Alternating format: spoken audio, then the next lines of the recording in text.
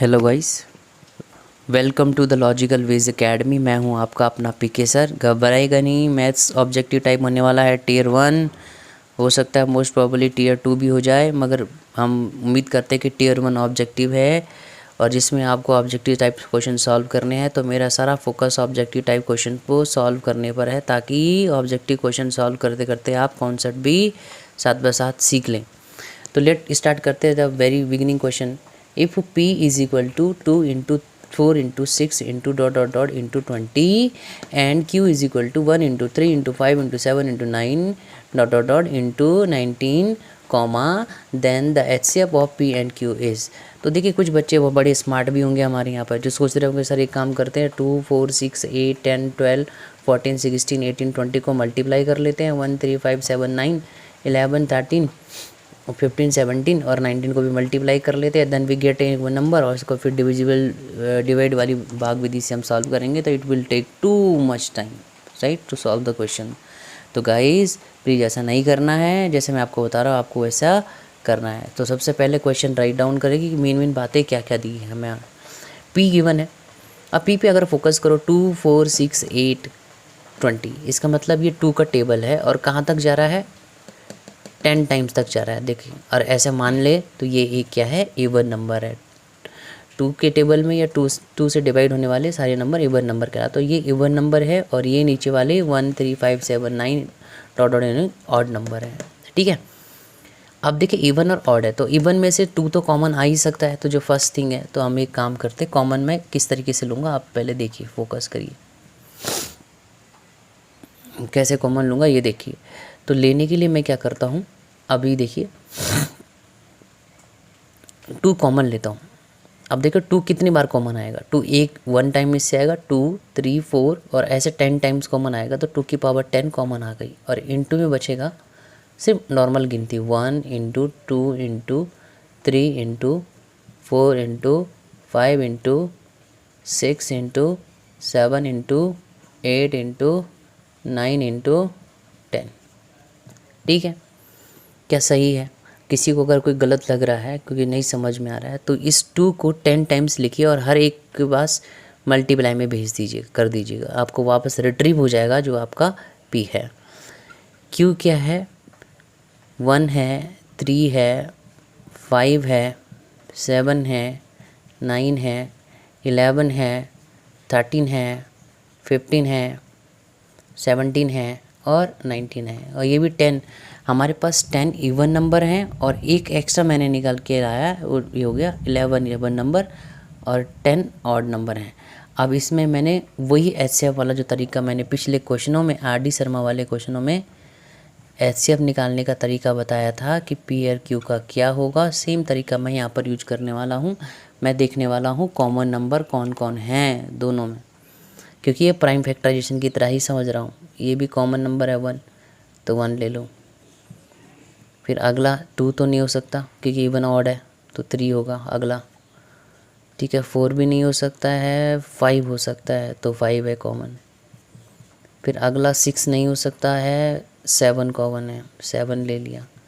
अगला जो कॉमन मिल रहा है वो मिल रहा है 9। और बच्चे बस यहीं पर देख करके छोड़ देंगे, नहीं ऐसा मत करिएगा, ऐसा नहीं करना है। अभी कुछ हिडन है, उन हिडन पॉइंटों को भी ज़रा देख लेते हैं, क्योंकि हम 6 को यहाँ पर लिख सकते हैं 2 इंटू 3, यस सर नो, और 10 को लिख सकते हैं 5 इंटू 2, तो 15 को भी तो लिख सकते हैं 3 5 जो 15।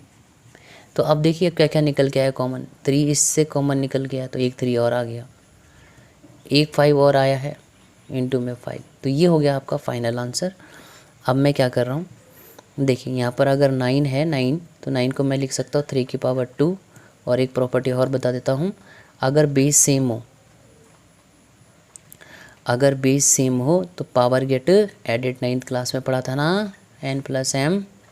ठीक है, तो ही प्रॉपर्टी यूज करेंगे। तो अब देखो 1 से 1 multiply by any number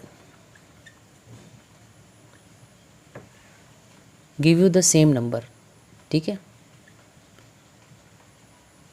same number, कोई 1 को अगर किसी से भी मल्टीप्लाई करते हो तो give you the same number. तो 3 बातें यहाँ पर मैं करूँगा। ठीक है, तो सबसे पहले क्या कर लेते हैं भाई, 3 है 3 है और 3 है, तो सबसे पहले देखो 1 तो मल्टीप्लाई हो जाएगा, तो 1 तो हो जाएगा गायब, क्योंकि 1 सब मल्टीप्लाई समथिंग मतलब something, 1 multiply by something, 1 multiply anything anything, ठीक है, 1 मल्टीप्लाई बाई नंबर नंबर, ठीक है। तो अब 3 आ गया, 3 की पावर कितनी है, ये देखो एक पावर यहाँ पर है, 2 यहाँ पर है और एक यहाँ पर, टोटल पावर ऐड होगी मल्टीप्लाई में है तो 4, तो ये हो जाएगा 5 और ये हो जाएगा 7। तो ये हमारा ऑप्शन कहलाएगा, option number C is the right answer. 3 की पावर 4, 5 की पावर 2, हाँ यहाँ पर 5 की पावर 2 है, देखिए 2 5 हमारे पास 5 की पावर 2 और 7, ठीक है। तो चलिए देखते हैं आपको समझ में आया कि नहीं। Go to the next questions, we will see in the next question.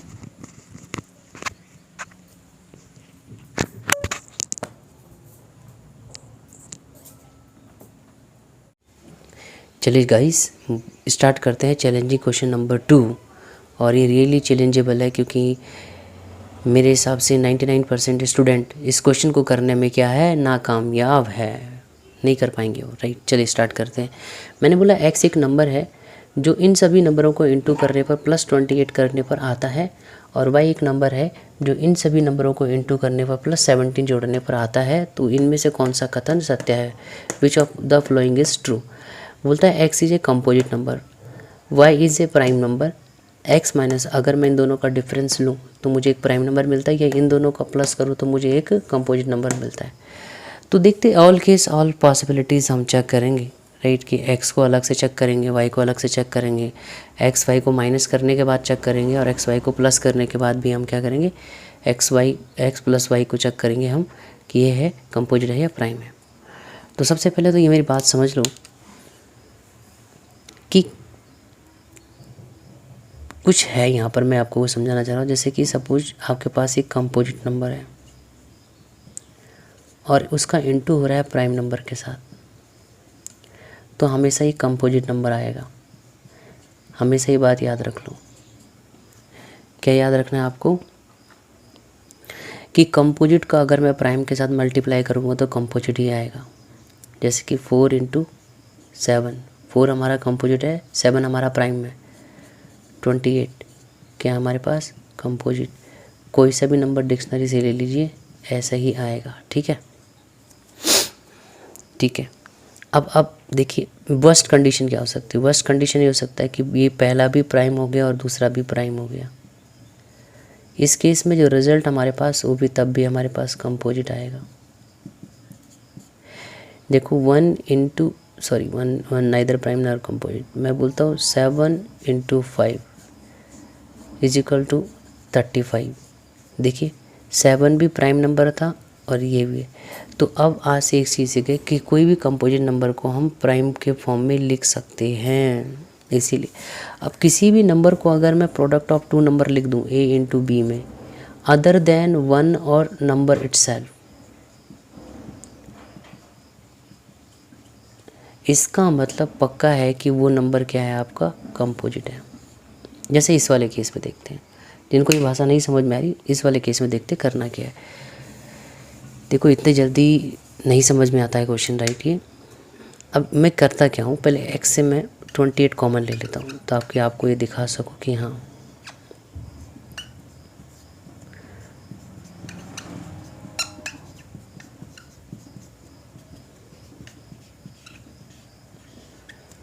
और y भी ले लेता हूँ।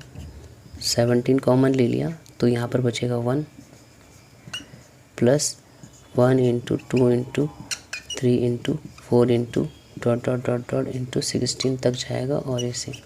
अच्छा देखिए, अगर मैं फर्स्ट कंडीशन ये मान लूँ कि ये एक कंपोजिट, जैसे कि x इंटू में है 28 × अब ये समथिंग मैं मान लेता हूँ कि ये क्या है, ये प्राइम नंबर है। मुझे नहीं पता कंपोजिट भी हो सकता है प्राइम, मतलब वर्स्ट कंडीशन प्राइम नंबर है। तो मैंने पहले बोला कंपोजिट नंबर और प्राइम नंबर का जो रिजल्ट होगा वो हमेशा वो कंपोजिट होगा। ये तो हमेशा याद रखो, ठीक है। तो इसका मतलब x हमारा कैसा है,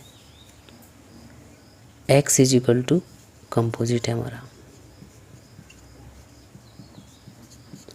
और y भी इसी हिसाब से क्या हो जाता है, कंपोजिट। क्यों, क्योंकि देखो मान लीजिए कि आपका 17 एक प्राइम नंबर है, डन, और ये भी एक प्राइम नंबर मान लेता हूँ, प्राइम नंबर मान लीजिए 7, मगर दोनों का रिजल्ट आता है 119। यस, 7 7 जा 49, 7 1 जा 7 + 4 11, ठीक है, 119। 119 एक कैसा नंबर है? कंपोजिट नंबर है। मैंने आपके लिए वर्स्ट कंडीशन रखी, ये भी कंपोजिट मान लिया, ये भी कंपोजिट मान लिया, मगर इन दोनों का जो प्रोडक्ट होगा वो हमेशा एक कंपोजिट नंबर होगा, यानी कि वाई क्या होगा? हमेशा कंपोजिट नंबर होगा। इसलिए मैंने वाई को भी क्या रखा? कंपोजिट। तो जब भी कभी किसी नंबर को हम किन्हीं दो नंबरों के प्रोडक्ट में लिखते हैं तो डेफिनेटली वो कंपोजिट नंबर ही होगा, आप ये मान के चलिए, अदर देन 1 और इटसेल्फ, नंबर इटसेल्फ, ठीक है। अब क्या कर लेते हैं भाई, अगला जो यहाँ पर है, अगला मैं यहाँ कर लेता हूँ कि x माइनस वाई कर लेते हैं। अब x माइनस वाई करने के लिए आपको क्या करना पड़ेगा? 28 लिखना पड़ेगा। जैसा क्वेश्चन में गिवन था वैसे मैं लिख रहा हूँ, 1 प्लस ब्रैकेट में 1 into 2 into 3 into 4 into dot dot dot into 16, small bracket close, बड़ा bracket close, difference 17, 1 plus 1 into 2 into 3 into 4 into dot dot dot into 16 bracket close, ठीक है। अब देखो करना क्या है, मेरी बात को ध्यान से समझिए। करना क्या है? करना ये है कि आपको दिख रहा होगा ये वाला पार्ट पूरा का पूरा कॉमन है, तो x minus y is equal to, पूरा का पूरा पार्ट कॉमन है तो ले लो, 1 plus 1 into 2 into 3 into 4 into dot dot dot into 16 bracket close, और अंदर से बचेगा 28 माइनस 17, ठीक है। अब क्या होगा फिर? Again x minus y is equal to this 1 plus 1 into 2 into 3 into 4 into dot dot dot into 16। अब देखिए ये यहाँ पर आता है 11। अब 11 एक कंपोजिट नंबर है और मैं मान लेता हूँ ये भी एक कंपोजिट नंबर है। Composite into composite give you, sorry ये प्राइम नंबर है और ये भी एक प्राइम नंबर मान लेता हूँ, 11 ये प्राइम नंबर है और इसको भी प्राइम नंबर मान लेता हूँ, तब भी दोनों का प्रोडक्ट हमेशा क्या होगा? एक कंपोजिट नंबर होगा। जैसे मान लीजिए कि ये 11 है और ये मैं मान लेता हूँ 7 है। 7 क्या है? एक प्राइम नंबर है। 11 भी एक प्राइम नंबर है, आपको पता है, 20 तक तो याद कर ही लिए होंगे। इन दोनों का रिजल्ट कितना आता है? 77 आता है। कैसे करते हैं चेक? प्राइम है, मैंने बोला 1 और 77 के अलावा इन नंबरों के बीच में कोई भी नंबर नहीं आना चाहिए, जबकि आता है 11 भी से डिवाइड करता है और 7 भी से डिवाइड करता है, तो ये क्या हो गया? कंपोजिट। तो याद रखिएगा, मल्टीप्लाई में अगर किन्हीं नंबरों को हम लिख पा रहे हैं ए इंटू बी में तो डेफिनेटली वो कंपोजिट नंबर होगा, ठीक है। अब भाई एडिशन भी कर लीजिए, एडिशन भी कर लीजिए। x प्लस वाई सेम रहेगा, सेम कॉमन आएगा, 1 into 2 into 3 into 4 into dot dot into 16 same आएगा, same condition.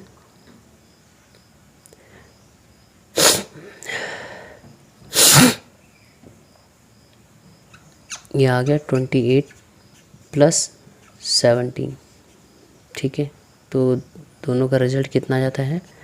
1 plus 1 into 2 into 3 into 4 into dot dot dot into 16, दोनों का रिजल्ट आता है 7 और 7 14 और 1 15, 45। अब देखिए इंटू में 45 भी एक कंपोजिट नंबर है, और कंपोजिट नंबर अगर किसी प्राइम नंबर से मिलता है तो भी क्या मिलता है? एक कंपोजिट। देखिए ये तो कंपोजिट नंबर है, तो इससे तो कोई डाउट ही नहीं, composite number give you multiplication में किसी के साथ तो गिव यू कंपोजिट नंबर, ठीक है।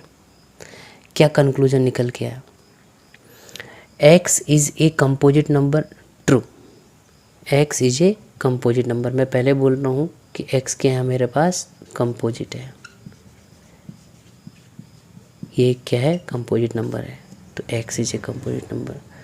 y is a prime number, नहीं, y भी क्या है, कंपोजिट नंबर। तो ये तो गलत हो गया।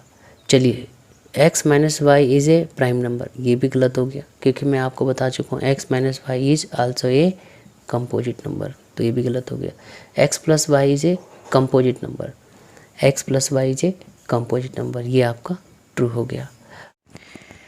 चलिए, जैसे कि आपने क्वेश्चन सॉल्व कर लिया है, उसके बाद देखिए x इजिकल टू 28। अब इसमें से ये पूछ रहा है कि ऑप्शन कौन सा होगा।